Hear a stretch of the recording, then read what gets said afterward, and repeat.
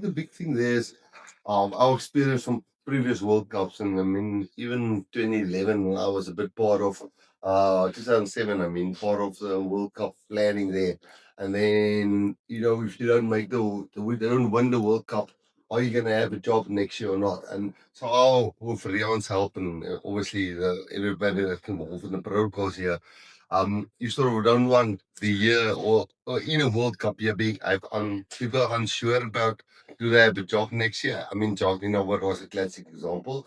So the big thing was everybody signed till 2027, and then I've spoken to Tony many times. Would you like to go to coach the All Blacks? Even before we got him on board, he was honest. He said, "Yes, I want to go to All Blacks one day," and he's committed until 2027, and yeah, it's just a bit frustrating when people were suggesting that there's a possibility of him leaving us prior to finishing his contract with us.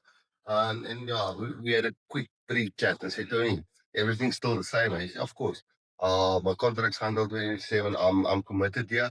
We would love to keep him longer.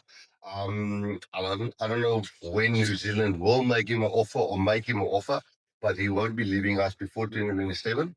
And we've put offers out to